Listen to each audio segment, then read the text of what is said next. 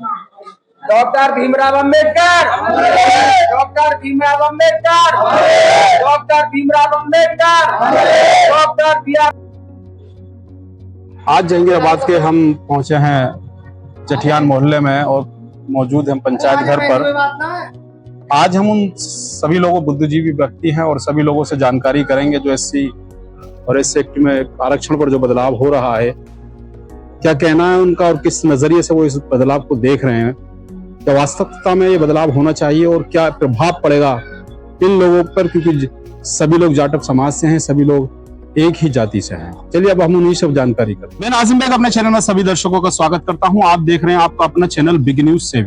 मेरे साथ निरंतर बने रहिए, क्योंकि आज हम उस खबर से आपको रूबरू करा रहे हैं। सभी एससी समाज के लोग हैं। एससी एसटी पर जो आरक्षण में बदलाव की बात जहां आ रही है, सुप्रीम कोर्ट ने भी इसका संज्ञान लिया है। क्या कहना है उस समाज का जिस पर सबसे ज्यादा प्रभाव होने वाला है। मेरे साथ क्या कहना है आकाश भाई, आपका एससी एक्ट पर जो नया कानून बनने जा रहा है, इससे किस तरीके से प्रभाव पड़ेगा आप लोग इससे आरक्षण से एससी एसटी पे बहुत तगड़ा प्रभाव पड़ेगा, क्योंकि पहले से एससी एसटी वाले दबे हुए हैं।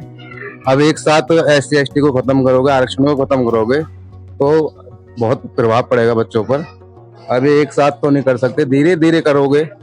एक साथ सामान लाना चाहते हो तो ये धीरे धीरे करने पे फायदा होगा। ना तो एससी एसटी वाले आज भी पीछे ही रहेंगे, पहले भी पीछे ही थे। बिल्कुल सही बात बताई। बदलाव नहीं हो सकता। युवा है, कह रहे हैं कि अगर होले होले कुछ होगा तो संभव पॉसिबल है, लेकिन आपने एक साथ जो कानून बना रहे हैं इस पर ये बिल्कुल निराधार है, गलत है। क्या कहना है पप्पू भाई आपका इस आरक्षण को लेकर? पहले तो मैं आपके चैनल को धन्यवाद, आपको धन्यवाद देना चाहता हूँ। और रही एससी एसटी की बात कि तो आज जो ये लोग आरक्षण जो खत्म करना चाह रहे हैं, जो देश के प्रधानमंत्री बने बैठे हैं वो भी आरक्षण के आधार पर ही प्रधानमंत्री बने बैठे हैं। हमारी देश की वो राष्ट्रपति हैं द्रौपदी मुर्मू, वो भी आरक्षण के आधार पर ही देश की वो बनी हुई हैं। गोविंद सिंह है, वो भी राष्ट्रपति बने, वो भी आरक्षण के आधार पर ही राष्ट्रपति बने। अगर वही लोग एकजुट होकर और हमारा समाज सब एकजुट, आरक्षण वाले जितने भी हम एससी एसटी में आए हुए हैं सब एकजुट होकर अगर एक साथ धरना प्रदर्शन करेंगे तो सुप्रीम कोर्ट को भी और नरेंद्र मोदी प्रधानमंत्री को भी अपना ये सब वापिस लेना पड़ेगा। आदेश जो इन्होंने आदेश जारी कर रहे हैं इस आंदोलन में, जो हमारे उसमें संविधान में जो बदलाव कर रहे हैं, इनको अपना वो बात जो वापिस करनी पड़ेगी और हर कीमत पे। और 21 तारीख को जो धरना प्रदर्शन होने वाला है, एक बड़े पैमाने पे आंदोलन होने वाला है। आंख खुल जाएंगे देश के प्रधानमंत्री के, विदेशों में भी आंख खुल जाएंगे कि हाँ भी जो आरक्षण को जगह खत्म करें। इनके जो सहयोगी हैं आरक्षण में, जो लोग आ रहे हैं, 36 जातियां हैं आरक्षण में जो आ रही हैं, ये सब एकजुट हैं। जो हमारे माननीय हैं जो संसद डॉक्टर भोला जी हैं, ये भी आरक्षण के उसमें कोटे में आ रहे हैं। मीनाक्षी सिंह है हमारी, ये भी उसी कोटे में आ रही हैं। इनको सबको एकजुट होना पड़ेगा, चाहे किसी भी गवर्नमेंट से हो, चाहे बीजेपी गवर्नमेंट से हो, सपा से हो, लादोन से हो, चाहे बसपा से हो, इनको सबको एकजुट होना पड़ेगा। संसद हो, विधायक हो, राज्यसभा सदस्य हो, जो भी हो, सबको एकजुट होकर आगे आना पड़ेगा और इस सरकार को निरस्त करने के बाद में और ये सब खत्म करना पड़ेगा। इससे कोई फर्क नहीं पड़ने वाला है। जैसे आरक्षण खत्म हो जाता है, जब बात करी गई है आरक्षण पे बदलाव की लाने की बात, तो इससे समाज पर क्या प्रभाव पड़ेगा? समाज पर प्रभाव ये पड़ेगा, जो आज हमारे लोग बड़े पैमाने पे आगे बढ़ रहे हैं, अच्छी पोस्टों पे नौकरियां ले रहे हैं, आरक्षण जब खत्म हो जाएगा तो हमें पढ़ने, जहां से हम पहले शुरू से उठे हुए हैं, हमको वहीं पहुंचाना चाहते हैं ये लोग। इसका आरक्षण हम लोग जितने हमारे युवा बच्चे हैं इन पर प्रभाव पड़ेगा, क्योंकि आरक्षण आधार पर ही हमको ज्यादातर 90% नौकरियां मिलती हैं। क्योंकि जनरल में तो बहुत ही कम पहुंच पाते हैं लोग, कुछ ही लोग हैं जो 10% हमारे लोग जनरल में पहुंच पाते हैं। आरक्षण के आधार पर ही हमारे कोटे से जो नौकरियां मिलती है आरक्षण पे, तो हमारे जो युवा बच्चे हैं, जो आज बच्चे पढ़ रहे हैं हमारे, तो जब उन्हें ये दिख जाए कि हमारा आरक्षण ही खत्म हो रहा है तो वो पढ़ेंगे क्यों? उनको पढ़ने में रुचि नहीं रह पाएगी। इसलिए आरक्षण को इनको खत्म करना पड़ेगा। ये जो आरक्षण खत्म कर रहेगा इनको वापस लेना पड़ेगा। ये जो कानून बना रहे हैं हर कीमत पे वापस लेना पड़ेगा इनको। पप्पू भाई ने बताया कि आरक्षण हमारी पहचान है, हमारे समाज की पहचान है, क्योंकि आरक्षण की ही वजह से हमारे समाज के लोग आज उच्च स्थानों पर हैं। और उन्होंने ये भी कहा है कि हमारे जो सांसद हैं और हमारी जो सांसद खुर्जा से विधायक मीनाक्षी जी हैं, वो भी आरक्षण कोटे से ही हैं। तो ये है आरक्षण। अगर ये आरक्षण समाप्त कर दिया जाएगा तो हमारे समाज के लोग कहीं नहीं दिखाई देंगे, शून्य पर जिस तरीके से पूर्व में हुआ करता था वहीं पर आ जाएंगे। इसलिए इन्होंने कहा है कि जो बाबा साहब का जो संविधान है उससे छेड़छाड़ हो रही है, उससे बदलाव किया जा रहा है, ये निरंतर गलत है। क्या कहना है आपका आरक्षण को लेकर? क्योंकि आप युवाओं की सोच रखते हैं, किस तरीके से प्रभाव पड़ेगा उन लोगों पर जो शिक्षित हो रहे हैं और आरक्षण के बेस पर नौकरियां करते हैं? देखिए, ऐसा आरक्षण एक ऐसी चीज है कि दलितों के जो मसीहा बाबा साहब थे ना, वो उनसे कम नहीं है आरक्षण भी। क्यों? तो वो उनकी पहचान है, तो हम बराबर समझेंगे उस चीज को। रही बात आरक्षण खत्म करने की, जो लोग इस हवा में घूमते हो का आरक्षण हम खत्म कर देंगे, ये कांड उन्होंने पहले भी छेड़ा था आपसे। 2 अप्रैल को भारत बंद सुना था ना आपने भी, ठीक है, फिर भी मुंह की खा गए। लेकिन ये उनकी गलती है, गलत फहमी है। क्यों? क्या इनका मकसद, इनकी सोच क्या है कि सभी नौकरी वाले बन गए तो मजदूर हम खेतों में हल किससे चलवाएंगे, मकानों पर मजदूरी किससे करवाएंगे।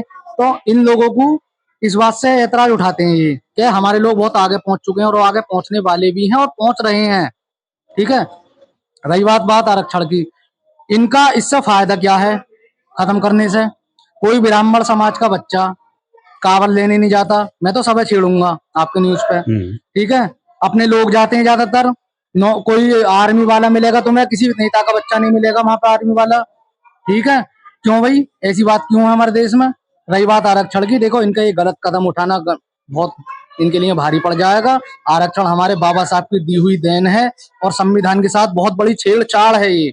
अगर यहाँ तक बात आई तो हम भूल जाएंगे कि पीएम और सीएम कौन होता है। अच्छा, जैसे देश के अंदर जैसे 21 तारीख को एक संकल्प लिया गया है, सोशल मीडिया पे वायरल है, 21 तारीख को भारत बंद रहेगा, तो किस तरीके का आपका उसमें रहेगा, किस तरीके से आप सहयोग कर जिले से पाएंगे? स्टार्ट करेंगे हम, जी जी, और मेरठ तक और राजधानी तक चप्पा चक्का जाम हो जाएगा, ये समझ लो।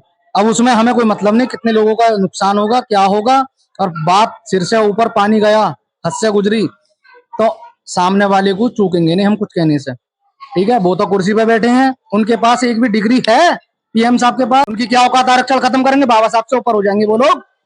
क्या औकात है उनकी? क्या मतलब है उनका आरक्षण के बारे में बार बार घूम फिर का आरक्षण ले आते हैं ये? 15 अगस्त को तुम झंडा लहरवा रहे हो, जी जी, स्कूलों में से रैली निकलवा रहे हो बच्चों से, ठीक है।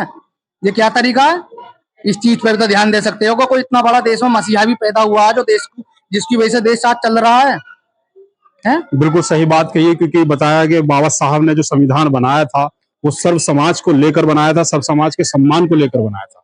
लेकिन आज जो देश में हो रहा है, हमारे समाज के साथ, हमारे आरक्षण के साथ जो बदलाव करने की कोशिश की जा रही है, 21 तारीख को जो सोशल मीडिया पे वायरल हो रहा है कि भारत बंद का जो सब लोगों ने संकल्प उठाया कि कहीं ऐसा ना हो जाए कि उस दिन एक ऐसा दिन हो जो इतिहास में लिखा जाए, ऐसा इन लोगों का कहना भी, और ये कहना भी चाह रहे हैं कि आरक्षण से अगर छेड़छाड़ होती है तो बाबा साहब के संविधान से छेड़छाड़ होती है, जिसको हम कतई बर्दाश्त नहीं करेंगे, किसी भी कीमत पे बर्दाश्त नहीं होगा।